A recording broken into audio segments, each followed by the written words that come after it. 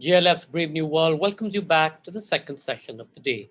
Those of you who missed our earlier session, which was fabulous, The Absence of Justice, John Ralston's Soul in conversation with Manjushri Thapa, or all of the other sessions with Elizabeth Gilbert, Ruskin Bond, Roger Highfield, Prayag Akbar, Marcus de Sotoy, Edmund de Waal, Alain Botton, Toby Walsh, and so many others, you can watch them on our Facebook page, JLF Litfest, or on our YouTube channel, Jaipur Litfest JLF. Our official radio partner is Red FM Bajate Raho.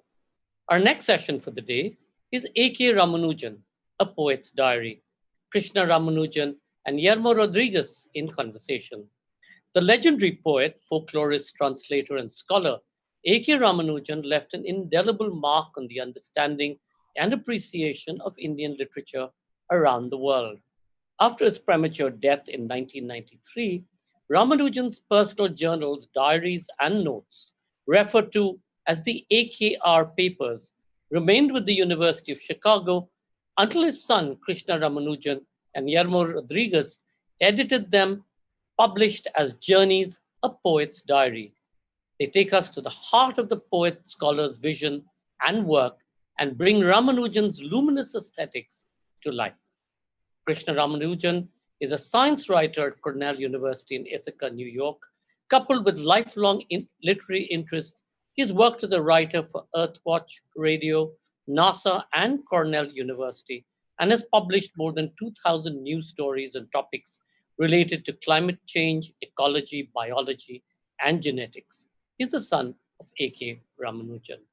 Guillermo Rodríguez is the founding director of Casa de la India, Valladolid, a pioneering cultural space in Spain.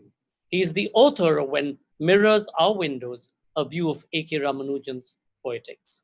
Please do remember to comment and ask questions by typing it in the comment section below.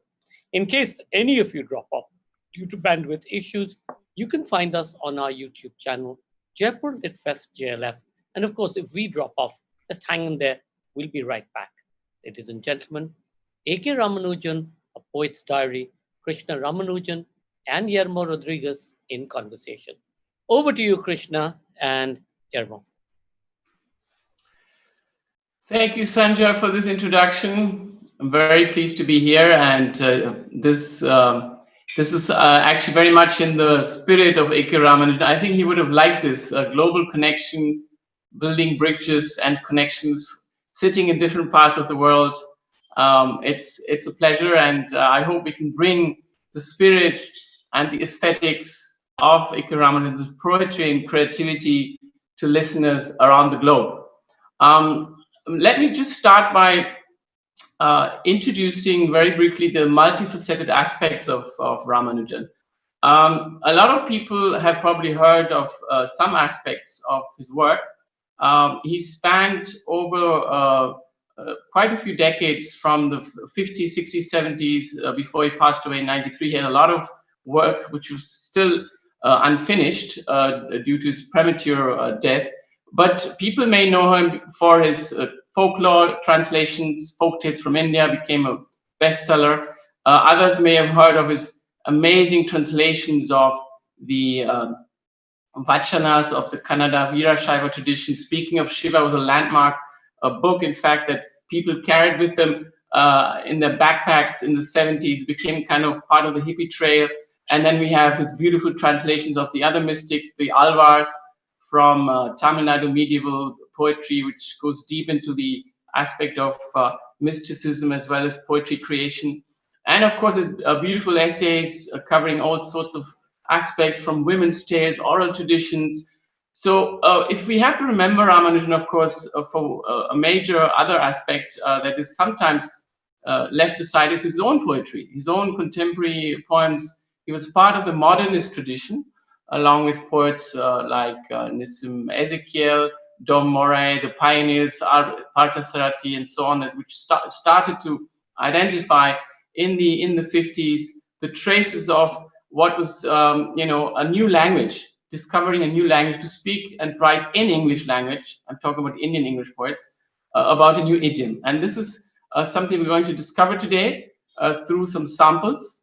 I'm not going to explain much more because we want this to become experiential. We want this to become a journey through some of his diaries. And in fact, I'm very pleased that Krishna accepted to be also part of this session, because it's also our joint meeting together. And Krishna will explain it briefly how we got into this adventure. I had worked for quite a few years on Ramanujan already, and brought out the book When Mirrors Are Windows by OUP.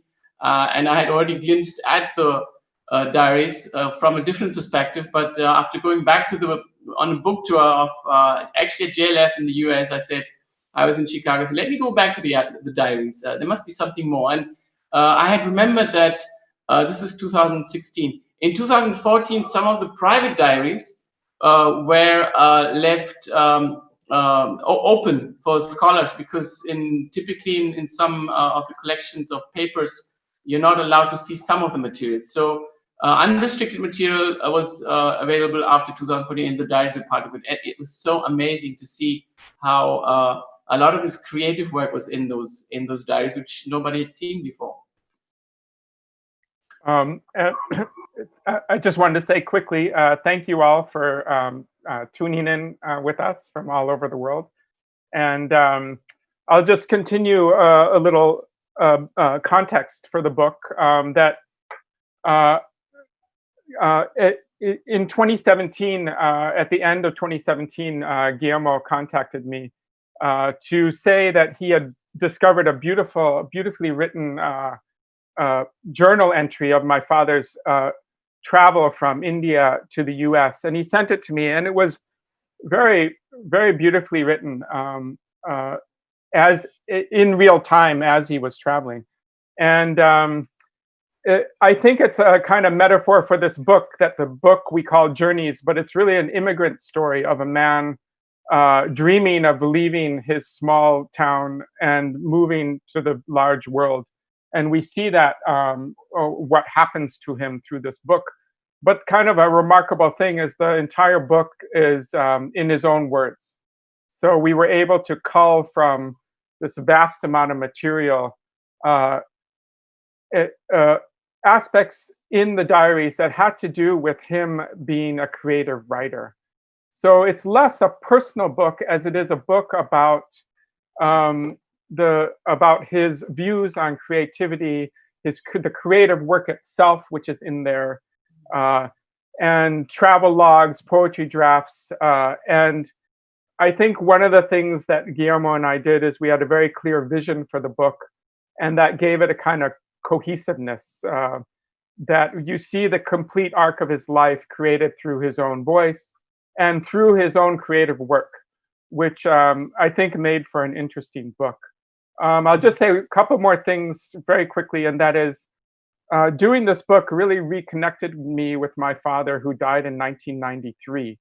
And so both Guillermo and I, for a year, kind of lived in his consciousness because all these entries were in his own voice. And I got to kind of experience this sense of being with him, which was a really amazing thing for me. It was very healing and very, reconnecting. And the last thing I'd like to say is that the diaries, though my father grew up speaking English, Tamil, and Kannada, the diaries themselves are almost entirely written in English. And in my house that I grew up in, my mother came from Kerala, my father's from Mysore city, and but their common language was English. So they only spoke English at home. So anyway, I just wanted to just give that context for the book Journeys. Thank you, Krishna. Thank you. So I'll start with the first entry, the very first entry. So my father kept diaries all through his life, from his teen years all the way through to his death. And that's how we were able to get this amazing material. And the very first entry we found was from 25th September 1949. And it was a kind of exercise. He was 20 years old, 1949, and he's writing about he wrote a little narrative about a younger self composing a poem and facing a kind of universal struggle that artists face of finding time to create within kind of the banalities of everyday life. It's written in third person, and both Guillermo and I found it quite a naive piece. He's quite a young artist, but it reveals this practiced and precociously talented writer. I'll just read a little section. This is from Mysore, 25th September 1949. A poem is born. He was writing a poem, definitely not about the raptures of roses and the languors of lilies. He would not be conventional, old-phrased, a panderist to the lazy public. No, not for the life of him. Tinned poetry, he called it, stale stuff. Not that for him. Good or bad, he would be himself, write himself, have his own home industry of phrases, where he turned poetic pottery at the whirling wheel of his own imagination. He would be clay, pot, potter, painter, and the tanning, fixing sun all in one. The fancy pleased him immensely. He wrote it down in his daybook. He had a small, neat hand with rather feminine curves and angles. He admired it secretly, thought of a young, worship-eyed posterity, thought of how he shyly concealed all that behind a modest mask of diffidence, which had the trick of becoming agonizingly real too often, the mask growing into the face. He lopped all those thoughts down. They were getting out of hand. He must think of the poem, his second. Thank you, Krishna. I think we already see here, though he's 19-year-old poet, the idea which is becomes very much, in the later period, an obsession. That's the idea of the splitting personality of Ramanujan, the mask. And I think the entire the whole piece has this premonition about him trying to identify with what it is to be a poet, but at the same time what identity is about. And we're going to see this in the next few sections, because I think one of the things we wanted to underline in the selection we made is, first of all, the universal aspect, the striving of a poet, but also the singularity of a generation of writers like him. Some did not make it to the US, or dreaming about America and England. I mean, this is a period where people were quite ambitious. There's a group of scholars who are talking about the 1950s, where we had what the big masters we consider now. Anantamurthy, we had Girish Karnan was almost like a disciple of your fathers. We had Gopala Krishna Adiga. I mean, this R.K. Narayan. This is a brilliant period of time in South India, and in particular in Mysore, in Canada.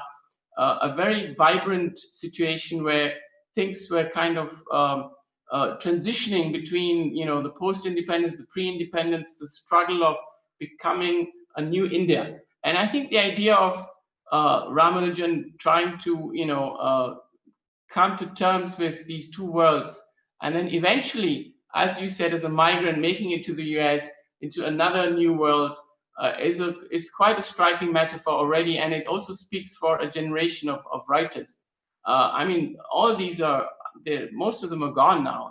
Girish, we were fortunate enough to get him to write a piece before he passed away. The introduction, the preface. So we hear this is the 1950s. Now we're moving from the 40s to the 50s. So how does a small town news suddenly become so popular? It's interesting to see how he went to the US rather late. We're going to see this. This is 59. He was born in 1929, so he only went when he was 30. And he always thought he had to catch up with others who had made it earlier. But I think this period was very crucial, because the 1950s, he became a professor of English, first in Kollam in Kerala, then Madurai in 1951, where he wrote that famous poem, A River, which we're going to read now. Then the period in Belgaum from 52 to 57, where he got into field work and studying the folk tales and oral tradition. He didn't know at the time that he was actually doing cultural anthropology. because the whole concept of cultural anthropology was just becoming to emerge. And he was collecting folk tales. He was listening to what they had to say, the grandmother's stories. There's this famous metaphor of the upstairs and his father in the attic, Sanskrit and English, the father tongues, and then the mother tongues, the kitchen stove. So this is the period in the 50s, and he started to speak, give lectures, because he was kind of getting bored of teaching English all the time. So Girish used to say people traveled miles, 50, 100 miles just to go and listen to him, because he was quite shy, but when he started talking, reciting, people would really listen to him. So this is the period, 1950s, of a very important period in post-independence India. And the section of the book which deals with India before moving to the US in 1959, where we go out into the global world. So before we move to the US, and this is where the bridge kind of turns towards the West, we would like to read to you, Krishna, if you can read A River. I think a very apt poem to read in these times, if you want to comment briefly on it. Sure. Yes, so this is a famous poem by my father, and you can see these dichotomies, as Guillermo was pointing out. And you see in this poem this kind of play and contrast between, the poetic, the romantic, the religious tradition is kind of replaced or set against, a kind of more realistic, realistic and the cruelty or pragmatism of life and nature. And so you see this contrast between tradition and anti-tradition, which is something as well you see in the translations that he did. And this play against faith and fate and nature, and kind of being grounded, in a sense, one's feet on the ground, which as a person, day to day, he was very much in his own mind, but I think his best self came out as a poet when he wrote poetry. So this is called A River. I'm actually going to read from the book itself because it feels unnatural to read poetry from a screen. So I'm pulling up the book here. So A River. In Madurai, city of temples and poets who sang of cities and temples, every summer a river dries to a trickle in the sand, bearing the sand ribs, straw and woman's hair, clogging the water gates at the rusty bars, under the bridges with patches of repair all over them. The wet stones glistening like sleepy crocodiles, the dry ones shaven water buffaloes lounging in the sun. The poets sang only of the floods. He was there for a day when they had the floods. People everywhere talked of the inches rising, of the precise number of cobble steps run over by the water, rising on the bathing places, and the way it carried off 3 village houses, 1 pregnant woman, and a couple of cows named Gopi and Brinda, as usual. The new poets still quoted the old poets, but no one spoke in verse of the pregnant woman drowned, with perhaps twins in her, kicking at blank walls, even before birth. He said, the river has enough water to be poetic only once a year, and then it carries away, in the first half hour, 3 village houses, a couple of cows named Gopi and Brinda, and 1 pregnant woman expecting identical twins with no moles on their bodies, with different colored diapers to tell them apart. Thank you, Krishna. I think this is probably the most quoted poem by Ramanujan, even at high schools in India. And there's so many essays about this poem. I think what's interesting and symbolic about this poem is that it exemplifies the modernist idiom. In the 1950s, And he mentions it in the poem itself. It's also self-reflexive. It says the new poets. So what are the new poets? The Navya period, as they call them. So they connect with the tradition that in English literature is called modernist tradition, because in other cultures, modernism means something different. But we're talking about T.S. Eliot, Ezra Pound, William Carlos Williams, etc. And what do these poets believe in? They believe in the poetry, the language, poetic form, that it's more about things, ideas in things, as William Carlos Williams said. So you can talk about anything in poetry. And I think, A.K. Ramanujan discovered immediately that for him, truth was in particulars, not in abstractions. And you can also, by foregrounding, these, like he's foregrounding, anonymous, a couple of cows. I mean, is that a subject for a poem? Traditional poets would have never thought of that. And also irony, the ironic. He plays with irony. It's a very British thing, of course, but it's very much part of the modernist poetry. And why do I mention this here? Because I think his poetry is very much connected to imagism and how he perceives objects talking to you. And we're going to see this even in his prose. So you can just, it's like pointillist paintings. You see all these dots, and if you focus on a section of a pointillist painting, you suddenly see a face. And it's also connecting to the idea of objects suddenly, at some point, if you really focus, they can suddenly dart into your subjectivity and become an idea. And that's what it's part of his aesthetics and poetics is all about.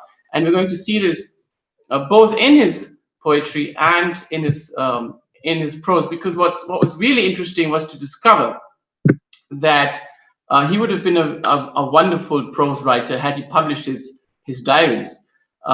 He probably thought of doing that, and I'm going to read a section where he does mention it. So as Krishna mentioned, we're moving to 1959.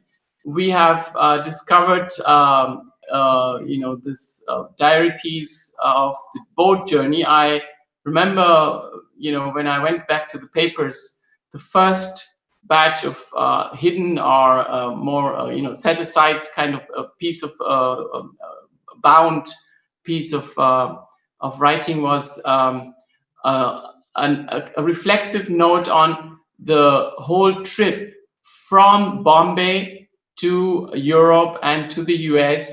And he had started typing it at some point, but we found the fresh new, the pieces that he'd left behind, unfinished work. So we're here now on the boat, 1959, the ship. He had studied linguistics at in Pune, and he wanted to be part of a Fulbright program. He got fed up with teaching English. It was probably already 10 years that he'd been doing that. And he was becoming an ambitious young scholar, and he wanted to make it to the West. Applied for the scholarship, and he got it. And he's on the boat, discovering for the first time the flavors of something new. And that is by observing everything that's coming to him. And it's like, as he said, it's like a spree of images that come to him, and he's trying to put that in writing. So he's also talking about isolation, because it's so alien that he feels a bit challenged by all of this. So he's on the Straight Hut ship, which he boarded on 1st of July from Bombay. And the ship actually en route stopped obviously at Suez Canal, Aden. It went through the Mediterranean, and the first contact with the West was Malta. After that, it was supposed to reach England, but on the way, the ship's engine broke, the second engine, and they actually had to stop in Marseille. And there's another long piece where he describes the trip through France, and he made it to Paris, which he dreamt about. So kind of the unsuccessful boat journey became a very successful personal experience. I'm going to read now July 17th, 1959, Malta. His first experience with Western architecture and imagery. And this is the paragraph. July 17, 59, Malta. To have lived in dozens of such exotic places till they are exotic no more. To have absorbed them till one understood their life ways and their stress.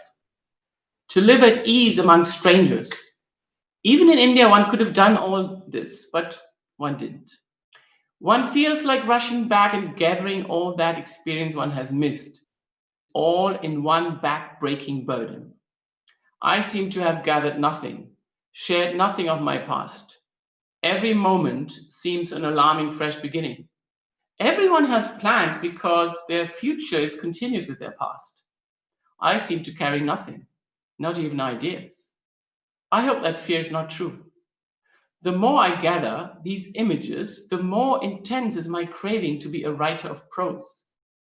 Fixing these tantalizing images in words, this haze, the twinkling spangles on the sunlit bays, the sky fretted by the trees that look through the arches, the penciled aerials, the blood-red oars of a green boat, the red underside, this woman in a white dress with penny-sized spots of black, the blue jerseyed decked tennis players, this desire to talk to my steward, and that sad-looking flaxen-haired small woman with a typewriter, and the sudden responsiveness of an acquaintance, and all the small hours with their heavy procession of the images of my isolation.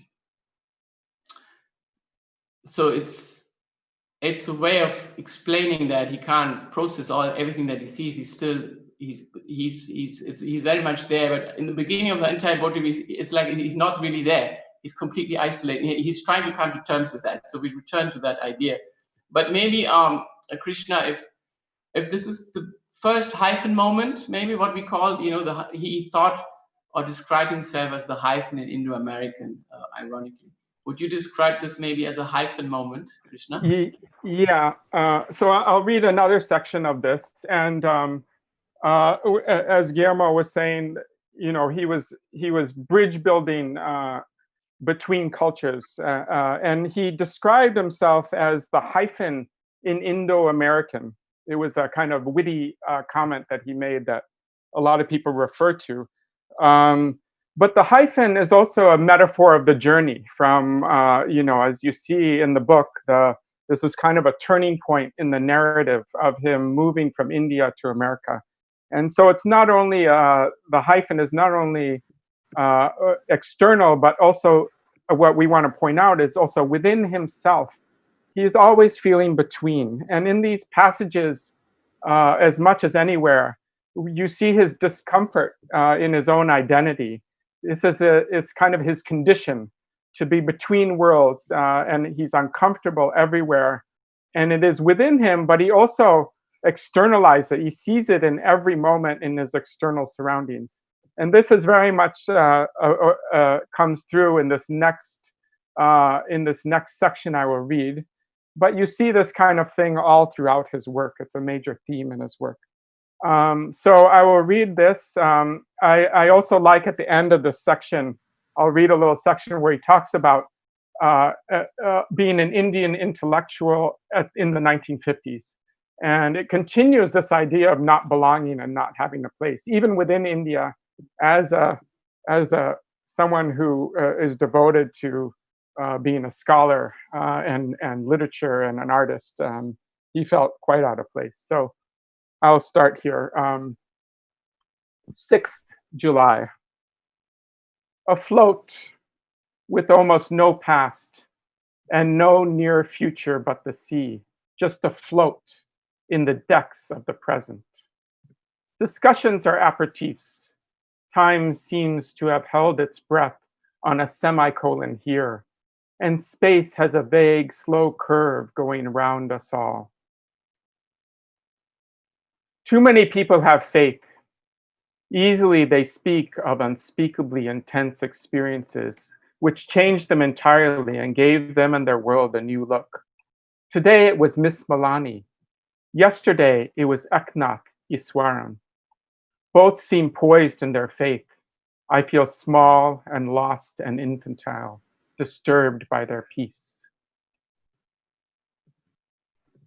I was telling a young Australian how isolated an Indian intellectual is, with 16.6% who can read at all, and an overlapping 20% who are in cities like him, and only about 2% English knowing, and still fewer having his rationalist views, with fathers highly educated and mothers ignorant but strong in their hold on him, with every prudent man having a caste and insisting on it, and he having none, but not modern enough to be entirely abreast of Western ideas, because books don't come too fast to India.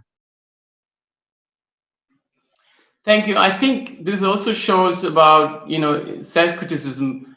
And if you take it to the personal, of course, another strain which goes through his diary is identity search, but also doubts about, how he can come to terms with becoming a whole. I think the fragmentation remained there throughout his life.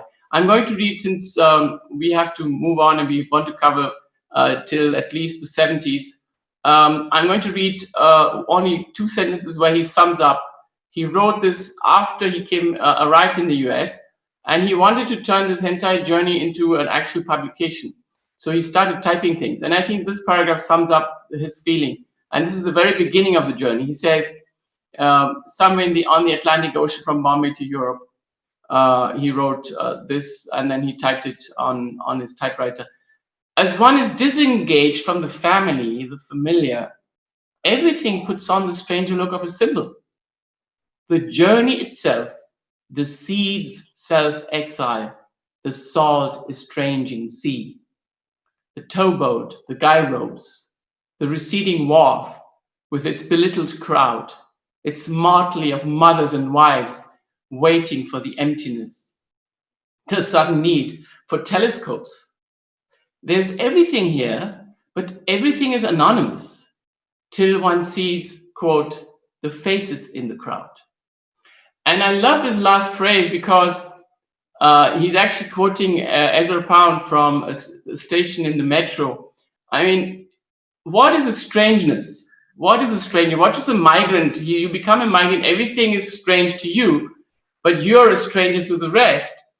At the same time, everything you see is abstract. So he's saying everything is anonymous till one sees the faces in the crowd. So the object suddenly, in that intense moment that Ezra Pound described, where you look at something and look at one of those anonymous faces, which for Ezra Pound was the metro station. Here he sees all these people, and suddenly one of those faces, you pick them up, and kind of the object darts into yourself, an identity.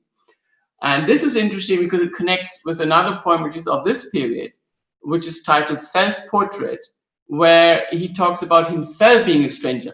So one thing is to see the world around you as strange and others seeing you as strange, but what happens when you see yourself as a stranger and you don't know who you are? And that's a very interesting aspect which he struggled with throughout his life. So that's why we wanted to read out to you this poem, Self-Portrait, which again, when I found this first draft, it had a little note on the side saying Borges. Borges is the Argentinian poet who wrote The Doppelganger and The Double, who was very much obsessed about the idea of the mirror and so on. And we're going to see this in this very short imagistic poem. If you can read it to us, please. And it's also very significant that the son of Ramanujan reads it, because he's mentioning about his own father. So it's kind of the lineage we keep alive there. Please, Krishna, read it to us. That's right. This poem takes on a whole new irony when I read it. So here it is. Self-portrait. I resemble everyone but myself, and sometimes see in shop windows, despite the well-known laws of optics, the portrait of a stranger, date unknown, often signed in a corner by my father. Thank you, Krishna. We don't have much time left, but I think there's a lot to be thought about a poem like this, where he actually, the fragmentation, and he liked the idea of glass, right? Because glass, it has refractive and reflexive properties, so you can see through and see something, but at the same time you see yourself. So there's a very powerful metaphor. Shall we read the flight journey and then a couple of pieces of the masculine experience, and then end with the final poem? Sure. Yeah. We have this piece where he. This is kind of funny because he's boarding what we think was his first flight ever, and he's flying to New York. Probably from somewhere not too far, because the journey is only a couple of hours, and he's never been on a plane, right? He compares it to a bus. So this is this first part. Again, this was scribbled on a napkin and other pieces of paper. So he's actually he was very good at improvising, kind of very jazzy, and it's written almost as a poem, but he was writing it as he was experiencing it, which we see later on with the mescaline note. So let me read this. 13th April 1960, a first flight to New York. I got in. It looked like a good bus inside, with the driver locked out in the front, the air hostess opening the door now and then to let us peek at a panel of dials and red pin lights, like a radio station. In the back of the front seat, white bags for air sickness with English and French legends.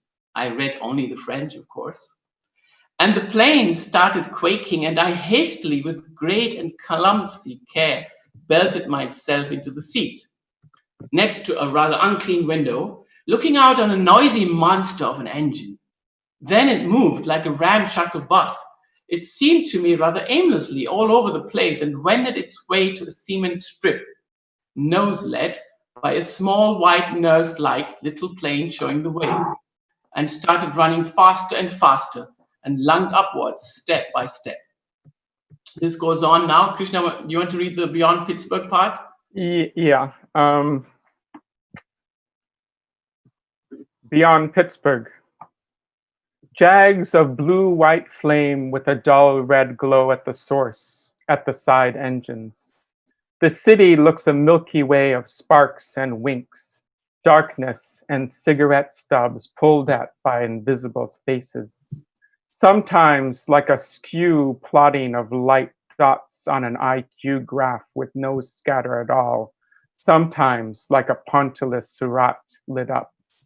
Surratt being George Surratt from the latter 1800s, French post-impressionist who devised this Pontilus style. And I just wanted to say that, here we have another literal journey, but also, you can see how in every moment he's so almost obsessed with his craft that any opportunity he has to practice, even on a plane flight, whatever he's doing, whatever he's experiencing, he wants to practice poetry and his craft and his observations. I think that's really quite interesting. It's a testament to his devotion to what he did. Maybe we would like to end with explaining how he saw this whole process of writing diaries also as a methodology, as a method to write poetry, because he would write down things that he later use as material, but also as a kind of therapy. He's very much about into Jungian psychology. It was a therapy, but also the idea of playing with public and private. And I think that notion we want to briefly highlight, because before we read the final poem, for him, it was very much about Akam and Puram. This is the private and the public, which he got from the Tamil Sangam poets, how the public may become private, the private becomes public. So there's a phrase where he says, in 1976, I've been writing a journal for some time, chiefly notes to myself, with no pretension to style or scholarship, but as explorations, passages from one thought or feeling to another. I needed them to form my thoughts, to see what I was looking at, to listen to what I was hearing. And I'm publishing them now, making them public, so that the private may find a place in a larger discussion, just as the larger discussions entered my private journal. And there's another wonderful piece where he talks about somebody else reading his diary, which was not his intention, and that is his wife. Mali. Krishna, you want to comment on that, please? Yeah, so there's a section here.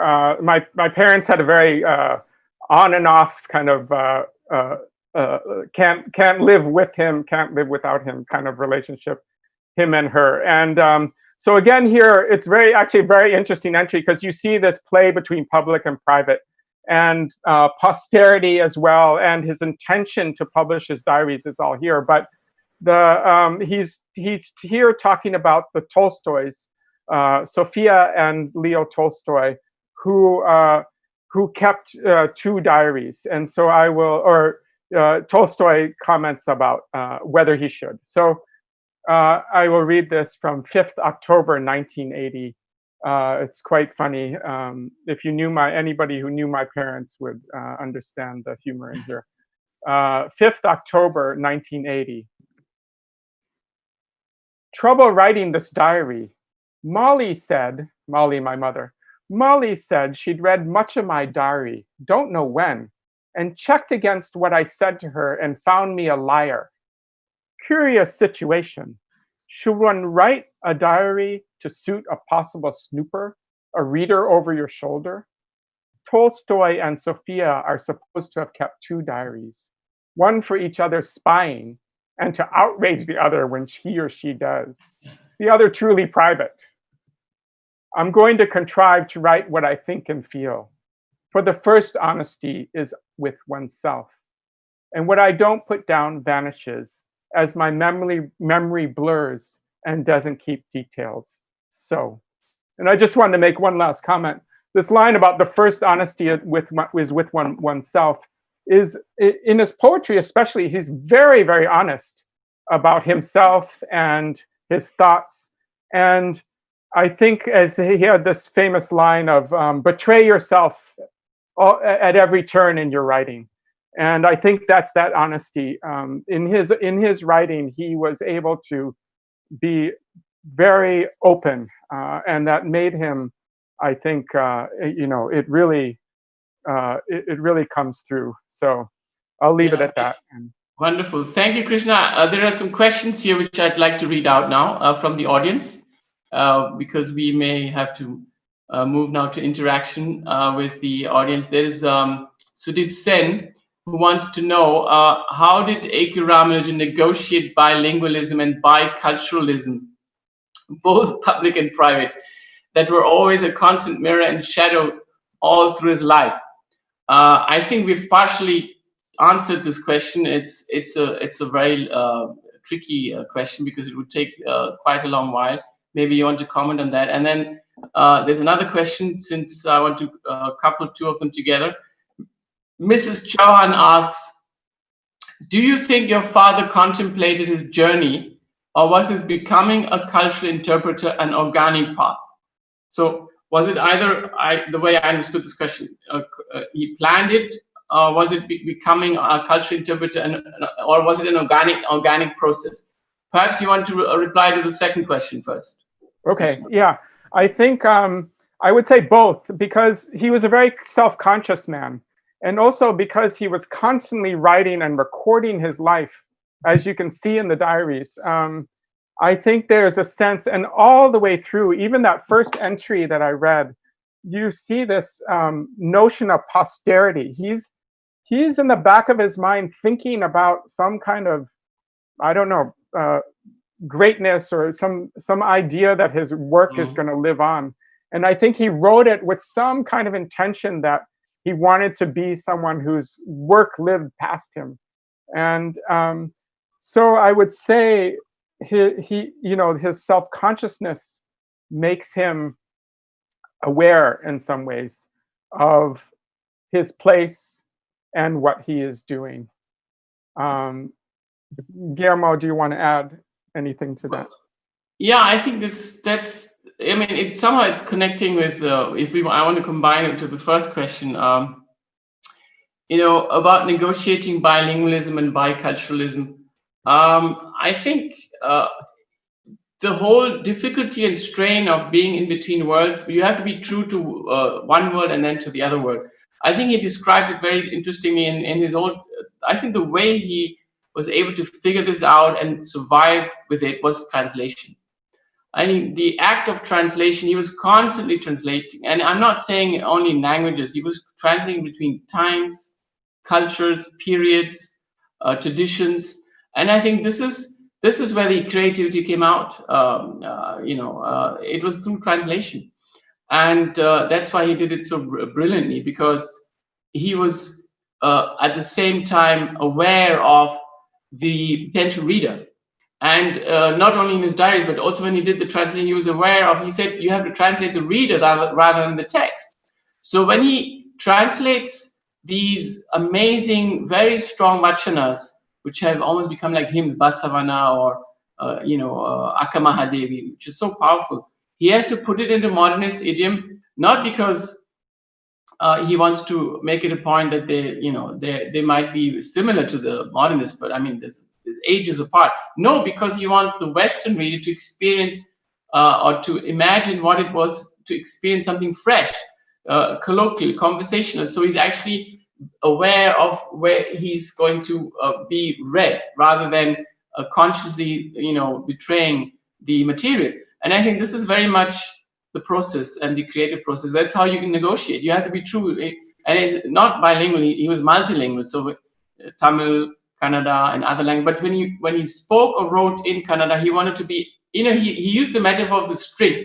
When you pluck a string of a sitar, there are all these other strings, the harmonic, the resonating strings, and all the resonating strings that are vibrating along with a note is the whole world that he lived with. So through one single note, he wanted everything else to reverberate. But you have to be true to the sound. You have to be true to that particular moment, that particular language. I think if that perhaps answers the question, as was possible. I'll add just a little bit about from the personal side, that he, this idea of, in America, like I said, in our house, my mother was also a very highly educated woman, very brilliant woman, and she, so they only spoke English. They both spoke fantastic English, and so he only spoke English at home, but he also preserved, for me, I was raised by Indians, truly, like that, even though they were artists and bohemian and into experience, and in many ways, trying to be modern, what we call modern people. He wanted to be a modern man, for example. He used to, there's this idea about him that way, but he preserved many of his habits of Brahmanism from his childhood. Mm-hmm. Those sort of cultural habits of, he would always say everything in moderation, and things like that. When he ate, he put just little bits of food on his plate, So it was, there was this kind of, the traditions did not escape him. They continued subtly in the background. Yeah, though we didn't have time to go through it, he shunned his Brahmanism, he threw away his sacred thread, and he always tried to experiment things, but in moderation. Like the one piece we didn't have time to read now, where he actually tastes hallucination, and he went into this hallucinogenic trip where he tried mescaline once. I think this is a once in a lifetime experience he had, but at the same time he looked at it as a poetic event rather than a personal one, and he wrote everything down. Everything he experienced, just like Aldous Huxley had done, but alone in a room, not with somebody writing it down for him. So experimenting and going out of the way, but without breaking barriers, so that he would. He was also aware of quite afraid of, in a sense, of criticism, and that brings us to the next question, which is by Sajdev Ramakrishnan. He asks, "Your father was, in a sense, multidimensional poet, folklorist, philologist, scholar with views of the East and West, and then the contrarian 300 Ramayanas. In his summary, what was he?" And then there's another question by Arunji saying, "Is there any influence of changes in the country in his works?" I don't quite understand this question. I'll read it again. Is there any influence of changes in the country in his works? I don't know if he means the changes that happened in India from the 50s to the 90s. Would you like to comment on that, Krishna? Any of the two Well, the first one, what was he? I think he is all these things, and that's the his interest, like his father said when he was young, that going into his room, if you looked at his bookshelf, he called him intellectually promiscuous, because he had so many interests, and he was almost interested in everything. And so if you proposed something or talked about something to him, he would go and read about it. If I talked about ecology, or if I talked about some thought that I had about something, he would go and spend some time researching, anything that popped in his mind. Oh, I wanted to point out something. He used to, in the diaries, he used to take these notes, right? And I have his copy of Samskara, this translation of You Are Anantamurti. And in here is this 3x5 card. He used to carry it. He used to carry these around with him, this pad of paper in his pocket, and he would take these little notes. And so I found this, when I read this book, I found this and I use it as a bookmark, but it has his handwriting on it, and it's one of these 3x5 cards. But he was interested in everything, and I think, whenever something caught his mind, he would write it down, and he would go and research a little bit about it and understand more. So I would say, in terms of what was he, I think he was all those things at once, and that was kind of a remarkable thing about him. Thank you, Krishna. We've come to an end. Let me just comment briefly on the last question. I think changes, definitely he was very much aware of what was going around him, and there's a quite a visible strain also of political points, but it's not obvious in the first side, or even what was happening with in the different parts of the world with, for instance, the Biafra. Then there was something on, I remember the war with Serbia, Croatia, the Balkans are present. Political issues are very much there, but he wasn't interested in the political aspect itself. He was also aware of how this could affect poetics and aesthetics, and he was quite challenged by postmodernism, post-structuralism, and he tried to kind of relate to that. And I think this is the sad part of the whole story, because he died too soon in 1993, when he was just trying to explore and come to terms with these intellectual challenges, like Derrida and other poets, other scholars who were challenging structuralism. He was a structuralist at heart, but I think he was quite comfortable also with some of these new ideas, because his idea of believing in fragments rather than in truth. So to end, Krishna, I would really want you to, I know you try sometimes to put the task on me, but would you please read this last poem, which was on the flagpole when he passed away? Some student had put it up on the campus in Chicago, because as you all know, he just passed away on the operating table. It was a big surprise to everyone, a big shock. So he was only 63. Would you please read, just to end this last short poem, and Sure. leave it I'll read it.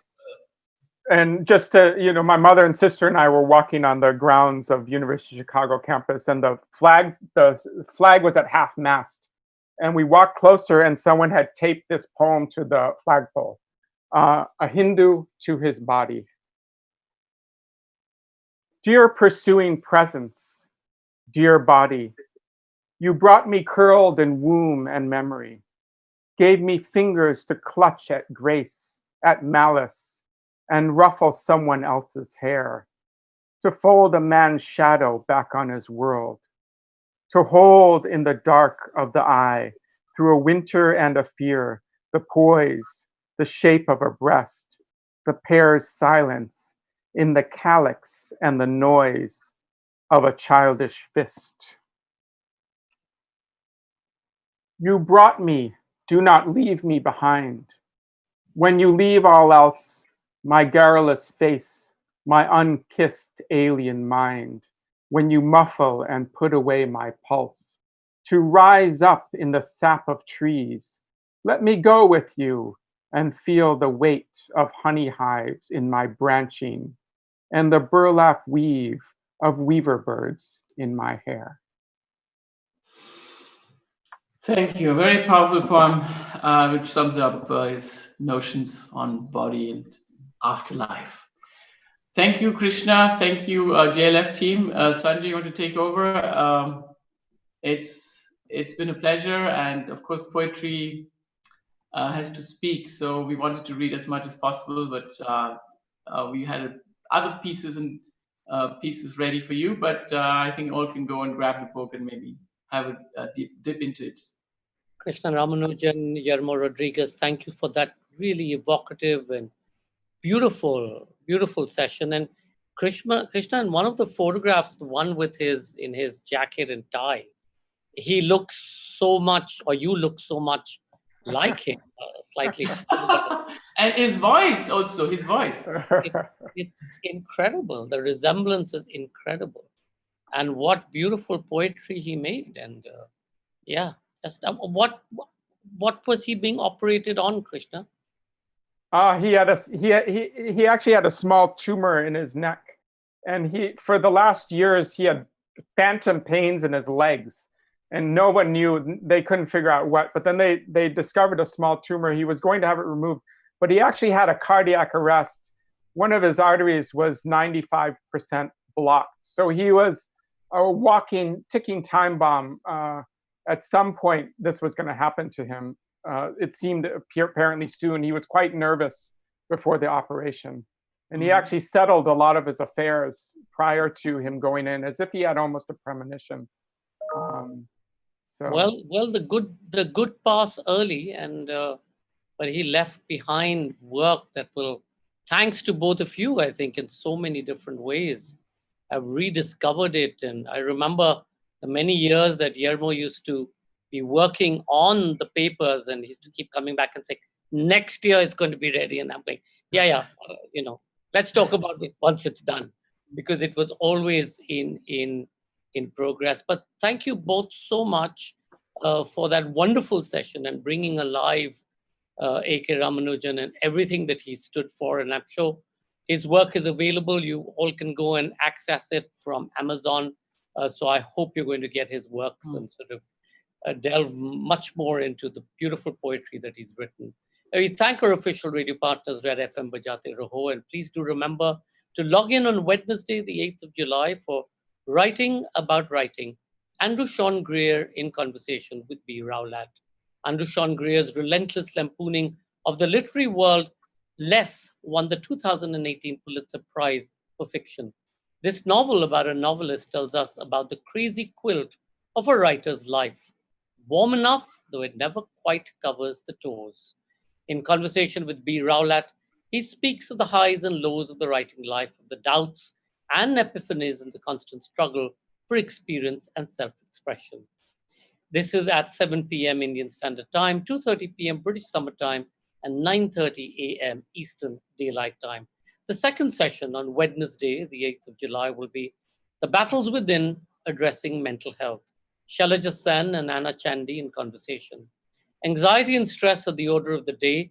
Transactional and analyst and counselor Anna Chandy and Shailaja Sen, narrative a therapist, author, and co-founder of Children's First, speaks of strategies of coping at a time when the pressures of the lockdown affect children and parents, as also the lonely and the isolated. A crucial conversation for our times. You can tune in at 8:30 p.m. Indian Standard Time, 4 p.m. British Summer Time, and 11 a.m. Eastern Daylight Time. Stay safe, enjoy the weekend, have a great 4th of July. Remember, mask up. America, if you're stepping out, important, you were at 55,000 cases yesterday. Stay safe. See you on Wednesday. Thank you.